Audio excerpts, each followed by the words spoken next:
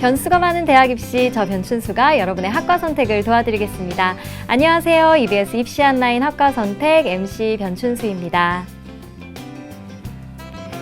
말은 곧 그 사람이다 라는 표현이 있죠. 말에는 말하는 이의 성품이나 지식 등이 드러나기 때문인데요.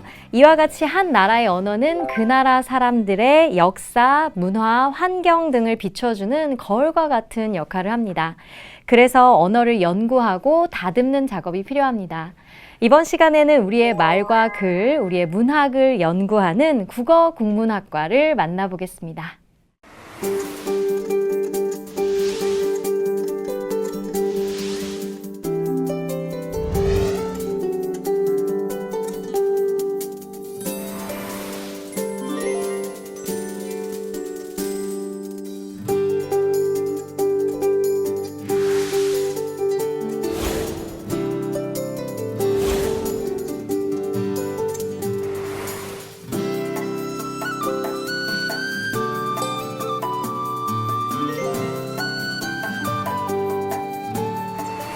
네, 오늘 만나볼 학과는 국어국문학과입니다. 먼저 함께 이야기 나눌 분들 소개하겠습니다. EBS 대표 강사시죠? 장동준 선생님 나와주셨습니다. 선생님 안녕하세요. 안녕하세요.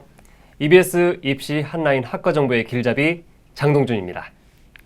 네, 또 한 분은 현재 덕성여자대학교 국어국문학과 3학년 김슬기 학생입니다. 어서 오세요. 안녕하세요. 네, 저는 덕성여자대학교 국어국문학과 3학년 김슬기입니다. 반갑습니다.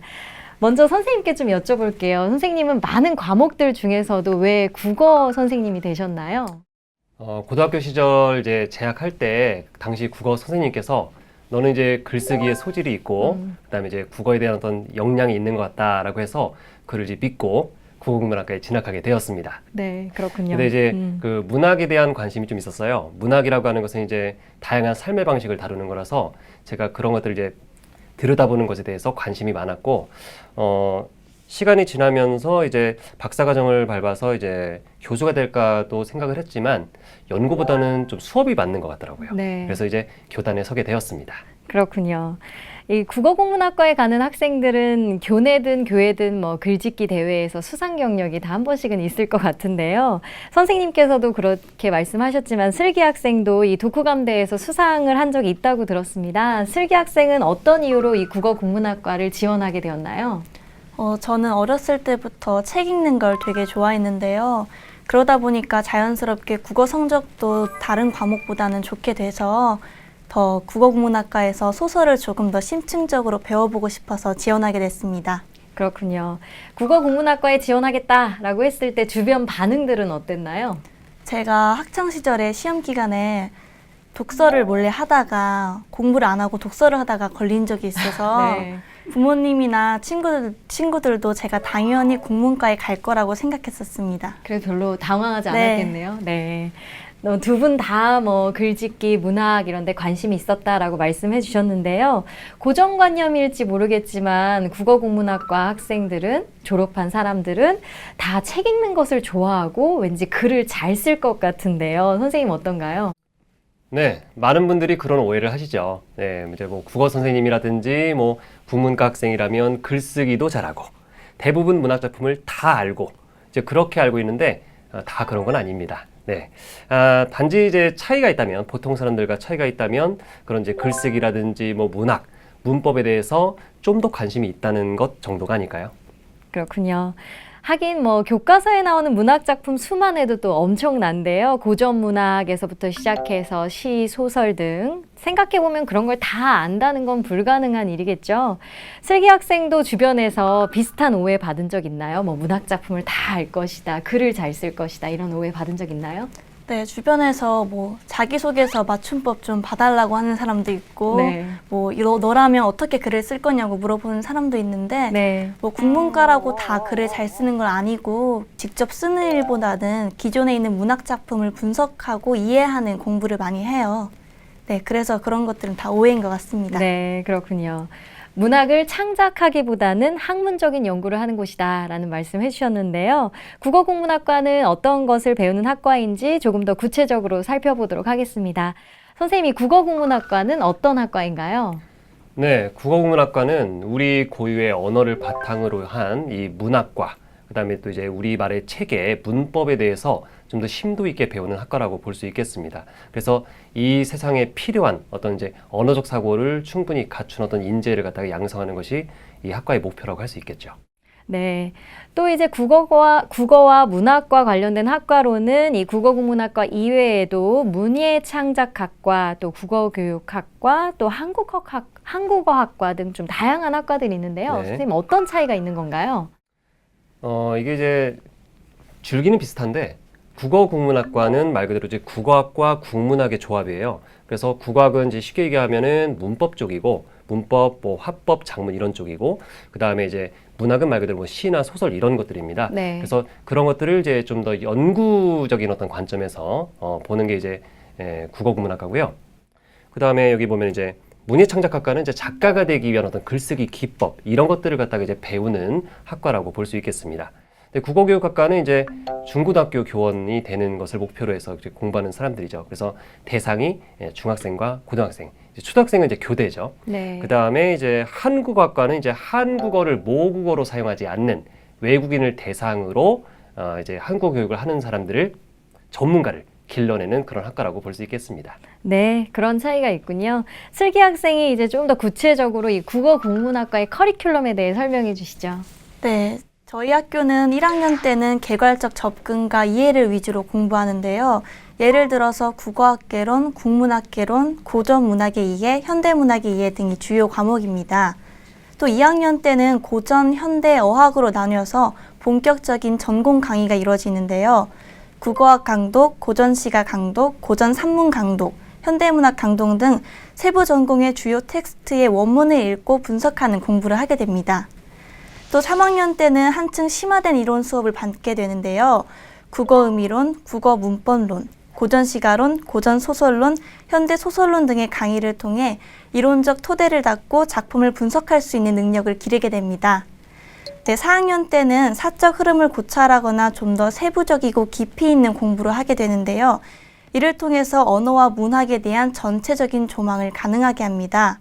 교직 수업을 이수하면 교원 자격증을 받기도 하고 또 창작을 원하는 학생들도 있어서 시, 소설, 창작 수업도 있습니다.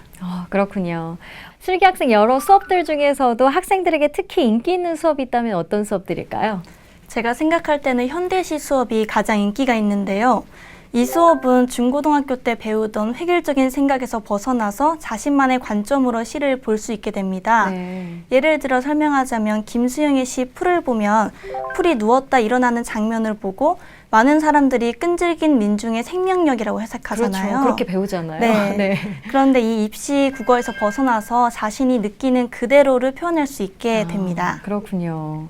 하긴 뭐 시를 해석하는 방법이 딱 정해져 있는 건 아니니까요. 네. 반대로 학생들이 가장 좀 어려워하고 부담스러워하는 과목이 있다면 어떤 과목들이 있을까요? 고전시간론인데요. 이 고전시간에는 고전이다 보니까 한자가 매우 많이 나와서 시험을 볼 때 한자를 외우고 해석하고 찾는데 되게 어려움을 겪었습니다. 네, 그렇군요. 역시 한자는 대다수의 학생들에게 어려운 주제인 것 같습니다.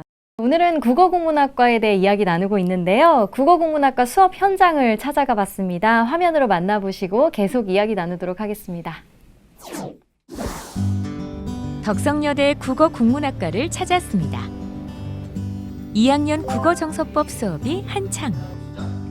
국어정서법은 한글로 우리말을 표기하는 규범을 뜻합니다.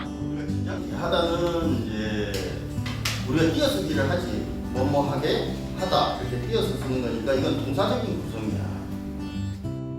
정서법은 표기법이나 철자법 또는 맞춤법 등으로 불리기도 하는데요.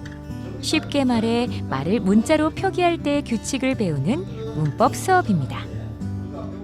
일상에서 늘 쓰고 있지만 글로 적을 때 바르게 적는 것이 어떤 것인가 하는 것들은 잘 모르는 경우도 많이 있습니다. 그래서 그런 것들 중심으로 하고 그런 것들 일상에서 다 쓰고 있는 말들이기 때문에 적당한 예들을 잘 활용을 하면 학생들이 배우는 과정에서도 재미있고 실제로 나가서 언어 생활을 하는데도 유익하고 그런 과목이 될 수 있겠습니다. 뭐에서 왔다는 거야? 국어국문학과의 수업은 크게 정서법과 같은 문법 분야를 다루는 국어학과, 시, 소설, 비평 등을 다루는 국문학으로 나뉩니다. 또 국문학 분야를 자세히 들여다보면 현대문학과 고전문학으로 세분화되는데요. 외국인 한 분들한테 한국어와 한국 문화를 가르쳐 주고 있는 일을 하고 있어요. 그래서 외국인 분들을 가르칠 때 특히 어학적으로 많은 도움을 받았어요. 저는 좀 자세하게 단편적으로 알았던 지식 말고 고등학교 때 배웠던 지식 말고 좀 더 진짜 기본적부터 시작해서 어려운 심화된 부분까지 그 문법을 배워서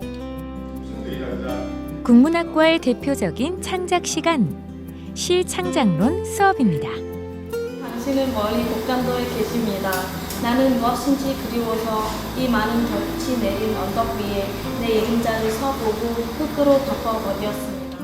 그 누구도 나를 두려워하지 않았으니 내 희망의 내용은 질투뿐이었구나. 이미 교과서에서 배운 시들이지만 해석은 그때와 전혀 다릅니다. 입시를 위해 천편일률적인 해석을 외우는 것이 아니라 자신만의 내밀한 시각으로 시와 새롭게 만나는 시간입니다. 이런 감상을 통해 창작의 내공이 키워집니다. 국어 국문과를 오니까 정해진 답보다는 아까 교수님도 시 해석해보라 학생들한테 하나씩 나눠주세요. 그리고 그냥 이거 읽으면서 너가 무슨 생각을 했느냐 그냥 정말 그렇게 저희 생각을 묻고 그냥 제가 하고 싶은 이야기를 할 수 있게 정말 문학처럼 배우는 것 같아요. 고전문학의 이해 과목은 반전이 있는 수업. 고전문학 분야는 국문과 학생들이 꼽는 가장 어려운 수업 중 하나지만 정작 학기가 끝날 때쯤이면 고전은 지루하고 딱딱하다는 편견을 깨고 우리 고전문학의 저력을 느끼게 된다는데요.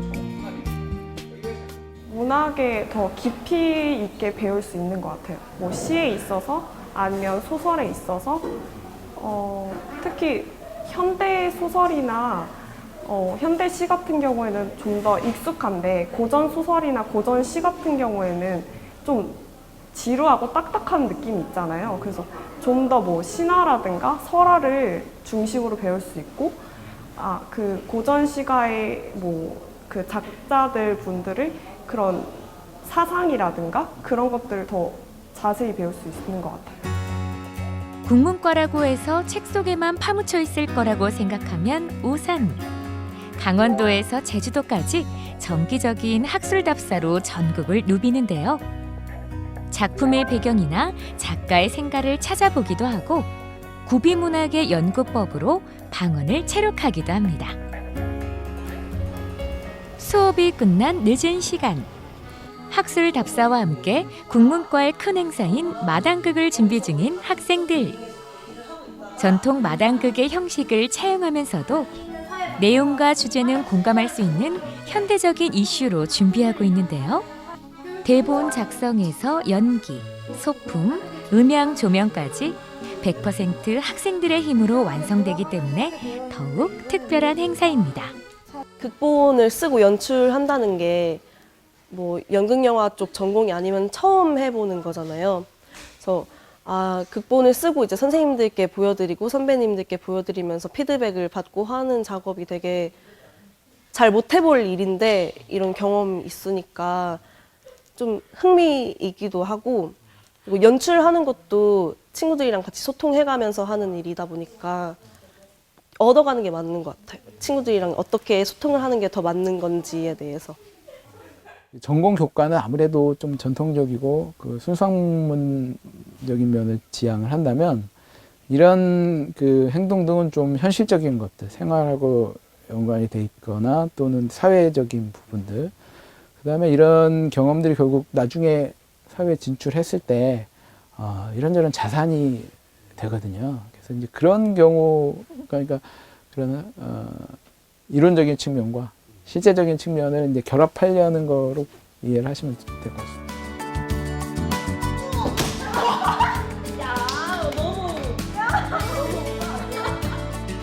국문학을 학문으로서 배우고 익히는 것을 넘어 직접 창작하고 자유롭게 즐기며 현실에 적용해 볼 수 있는 학과.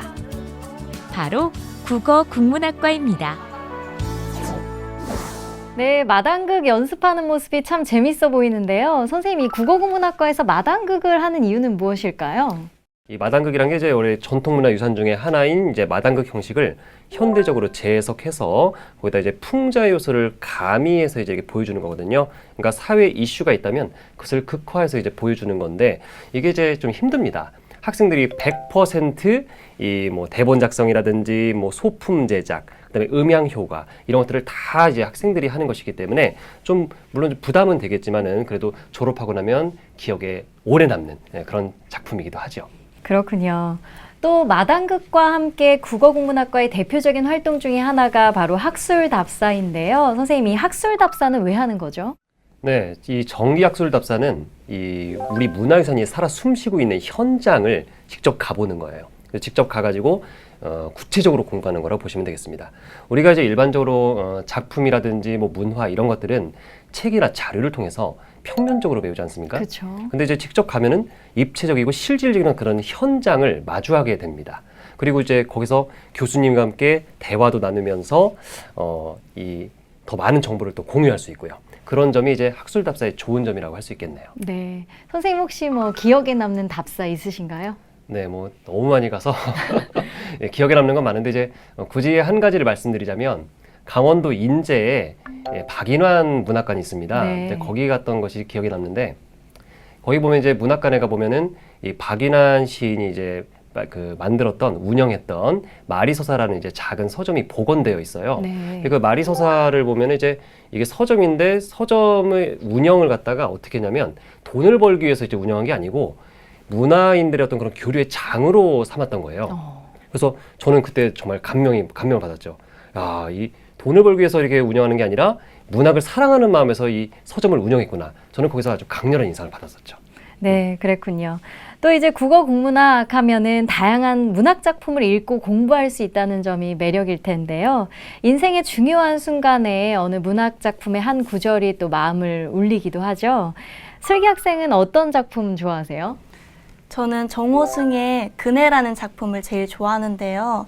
과제 때문에 우연히 보게 된 시인데 첫 연을 보고 되게 감명 깊게 생각했습니다. 그래요. 한번 들어볼 수 있을까요? 그네, 정호승. 너도 그네를 타보면 알 거야. 사랑을 위해 수평을 유지해야 한다는 것을. 그동안 내가 수평을 유지해 본 적이 없어 한없이 슬펐다는 것을. 오늘은 빈 그네를 힘껏 밀어보아라. 그네가 결국 중심을 잡고 고요히 수평의 자세를 갖추지 않느냐. 너도 너의 가난한 사랑을 위해 수평의 자세를 갖추기 위해 진실해라. 너는 한때 좌우로 혹은 위아래로 흔들리지 않으면 그네가 아니라고. 더 높이 떠올라 산을 넘어가야 한다고. 마치 손이라도 놓을 듯 그네를 탔으나 결국 그네는 내려와 수평의 자세를 잡지 않더냐. 사랑한다는 것은 늘 그네를 타는 일이므로 부디 그네에서 뛰어내리지는 마라. 수평인 그대로 고요해라. 와. 너무 좋아요, 너무 좋아요. 스튜디오가 막 시의 향기로 가득한 것 같은데요. 네. 슬기 학생은 이 시의 어느 부분에서 감동을 받았나요?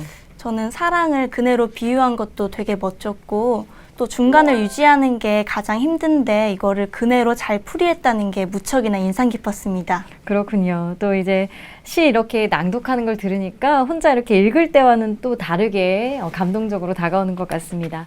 이렇게 좋은 시를 듣다 보니까 시간 가는 줄 모르겠는데요. 다시 입시한 라인으로 돌아와서요. 이런 문학적인 감수성이라든지 언어에 대한 감각이라고 할까요? 이런 감각들이 이제 이런 소양들이 국어국문학과를 지원하는 학생들에게 필요한 덕목일까요, 선생님? 네, 일단 이제 국어국문학과 같은 경우는 이제 문학과 문법 크게 나누면 그렇게 되고요. 문학도 이제 고전과 현대로 이렇게 나눠지게 되겠죠. 네. 일단은 문학 같은 경우는 문학적 감수성이 좀 있는 학생에게 잘 어울릴 것 같아요. 그 다음에 이제 문학에 열정이 있고 그 문학의 열정을 가지고 창작까지에게 열정이 이어지는 학생들, 글쓰기를 좀 즐기는 학생들이 문학 쪽을 전공했으면 좋겠고, 네. 문법 같은 경우는 이제 우리말을 체계적으로 잘 이제 배워서 그것을 갖다 이제 즐기는 학생들이었으면은 좋겠네요. 네. 슬기 학생은 어떤 학생들이 이 국어국문학과에 어울린다고 생각하시나요? 저는 세상에 관심이 많고 이웃을 돌아볼 줄 알고 또 인간에 대해 관심이 많은 학생들이 국문과 학생들인 것 같아요. 왜냐하면 문학작품이 다 인간에 대한 이야기이기 때문에 그렇고요. 또 글쓰기나 말하기, 자기 표현을 잘하는 학생이 국문과에 어울리는 것 같습니다. 네. 고등학생들 중에는 국문과를 가려면 국어를 잘해야 하지 않을까? 이렇게 생각하는 학생도 있을 것 같은데 어떤가요? 꼭 국어 성적이라기보다는 문학이나 어학 둘 중 하나에 관심만 있다면 국문과에 다 어울릴 것 같아요. 네, 그래서 아무래도 그런 관심이 있는 학생들이 더욱 수업을 잘 듣는 것 같습니다. 네, 무엇보다 중요한 건 관심이겠죠. 선생님이 국어국문학과를 나오게 되면 졸업하면 향후 어떤 일을 하게 되나요? 정말 다양한 일을 할 수 있습니다. 네. 그래서 이제 다양한 분야로 진출할 수가 있는데, 일단 전공이 자체에 관심이 많은 학생들, 이제 글쓰기라든지 뭐 이 독서, 문학 쪽에 좀 소양이 있는 사람들은 말 그대로 정말 소설가나 시인이나 뭐 문학批평가나 이런 쪽으로 이제 나갈 수가 있고요. 네. 그다음에 또 그 언어적 사고, 탁월한 언어적 사고를 바탕으로 해서 이 방송, 언론, 출판계로도 나갈 수가 있습니다. 그 다음에 또 콘텐츠 개발, 뭐 시뮬레이션, 작가 뭐 이런 쪽으로도 나갈 수 있고요. 네. 신문 방송 쪽도 많죠. 뭐 기자나 프로듀서, 또 이제 뭐 방송 작가, 시나리오 작가, 뭐 그런 쪽도 갈 수 있고, 제 친구들 중에서는 광고회사 카피라이터로 이제 근무하는 친구도 있습니다. 네. 국문과 출신으로. 그다음에 또 이제 저처럼 교직이수를 하게 되면 중고등학교 교원으로 이제 근무하게 되는 경우도 있고요. 예. 그리고 이제 요즘에는 한류 붐을 타고 이제 외국인을 대상으로 하는 이제 한국어 교육 강사 수요가 늘고 있습니다. 그렇군요. 방금 말씀하신 것처럼 이 한류에 대한 세계인의 관심이 높아지고 또 다문화 과정이 증가함에 따라서 한국어 교사 수요가 늘고 있다고 저도 소식을 들었는데요. 국어국문학과를 졸업하면 그러면 한국어 교사로서 활동할 수 있는 건가요? 일단 한국어 교사는 앞으로 수요가 많은 분야인데요. 현재 국가공인 한국어 교사 자격을 얻는 방법으로는 일단 고등학교를 졸업해서 단기 양성 과정을 거친 다음에 이제 시험을 봐야 돼요. 한국어 교육 능력 검정 시험에 합격을 하면 바로 이제 교사가 되는 게 아니고 3급 자격증을 취득하게 됩니다. 네. 예. 그리고 이제 4년제 대졸자의 경우에는 일정 학점을 이수하면은 한국어 교사 2급 자격증이 나옵니다. 그렇군요. 네. 근데 이제 국문과 학생이 좀 유리하긴 해요. 아무래도 전공 관련성이 있다 보니까. 근데 이제 그렇다고 해서 국문과를 졸업했다고 바로 한국어 교사가 되는 것은 아닙니다. 네. 예, 그래서 이 한국어 학과 혹은 한국어 교육과 이런 학과명이 있는 대학이나 아니면 이제 말씀드린 관련 커리큘럼을 가지고 있는 국어국문학과 이런 것이 이제 있는 대학의 경우는 이제 대학원 과정에서 그런 한국어 교육 과정이 있어요. 네. 덕성여대도 이제 그런 학과가 지금 개설이 되어 있다고 파악했었습니다. 네, 그렇군요. 슬기 학생이 덕성여대 국어국문학과를 졸업한 선배들은 주로 어떤 분야로 진출하나요? 전통적으로는 교사가 가장 많았는데 교사 진출이 요즘 조금 어려워짐에 따라서 방송 쪽이 가장 많습니다. 네. 네, 방송 작가가 제일 많은데 PD나 아나운서를 지망하는 학생들도 있습니다. 네. 또 출판사에서 근무하는 선배님들도 계시고요. 외국인들에게 한국어를 가르쳐주는 한국어 교사도 있고요. 여러 기관에 속해서 한국어를 가르쳐주기도 합니다. 네, 국어국문학과를 졸업하면 정말 다양한 분야로 진출이 가능한 것 같네요. 특히 방송 제작 현장에 이 국문과 출신의 작가나 PD가 꽤 있는 것이 사실이기도 합니다. 이번에는 덕성여자대학교 국어국문학과를 졸업한 졸업생을 만나봤습니다. 화면으로 만나보시죠. 안녕하세요. 1년차 출판 기획자 최주희입니다. 제가 지금 하고 있는 일은 말 그대로 책을 만드는 일인데요. 책을 만드는 일은 생각보다 단계가 굉장히 많고 복잡해요. 아주 간단하게 설명을 드리자면 처음에 작가를 섭외하는 일부터 끝에 인쇄 나가는 일까지 그 일들을 모두 총체적으로 관리하는 일을 한다고 보시면 될 것 같습니다. 솔직히 말하면은 국어라는 거는 우리나라 사람이면 모두 할 수 있다고 생각을 하시는데 그것에 대해서 조금 더 구체적이고 전문적으로 배웠기 때문에 글을 다루는 데 있어서 전공자가 아닌 사람보다는 조금 더 능숙하게 다룰 수 있는 면들이 있는 것 같습니다. 안녕하세요. 저는 드라마 제작 PD로 일하고 있는 덕성여대 국어국문학과 졸업생 오슬기입니다. 제작 PD를 하는데 전공이 어떤 점이 가장 도움이 되었냐면 작품을 보는 눈을 가질 수 있게 되었던 것 같습니다. 학부 생활을 하면서 여러 일들을 보았고 또 이야기들을 보았기 때문에 이 작품이 얼마나 좋은지 재미있는지에 대한 판단을 가장 먼저 할 수 있게 되었고 또 드라마가 더 재미있기 위해서는 어떤 캐릭터가 있었으면 좋겠다, 어떤 성격이었으면 좋겠다, 어떤 이야기로 갔으면 좋겠다 등의 어떤 그 아이디어가 더 다른 사람들보다 구체적으로 나왔었던 것 같고 또 소통하는데 가장 좋았었던 것 같습니다. 전공이 어렵거나 지루하지 않을까 고민이 많을 것 같은데요. 생각보다 정말 재미있고 또 취업 때문에 걱정하는 사람들이 많은 걸로 알고 있는데 국문과 나와서 국어 선생님을 할 수도 있고 방송 작가, 드라마 작가 이렇게 많이 할 수 있고 또 기자 등등 여러 분야에서 일하고 계신 선배님들이 되게 많으세요. 그래서 그런 거 절대 걱정하지 않으셔도 될 것 같고 기대를 가지고 진학하시면 될 것 같습니다. 네, 좋은 말씀 감사합니다. 덕성여자대학교 국어국문학과 학생들은 미래를 위해서 지금 어떤 준비들을 하고 있나요?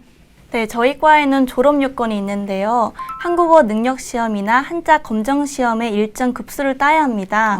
그래서 저도 지금 한국어 능력 시험 공부를 하고 있고요. 네. 이 외에도 책 읽기나 글쓰기 연습을 하는 친구들도 있고 또 국문까지만 해외에 진출하는 경우도 있어서 영어나 중국어를 공부하기도 합니다. 그렇군요. 공부해야 할 게 상당히 많은 것 같은데요.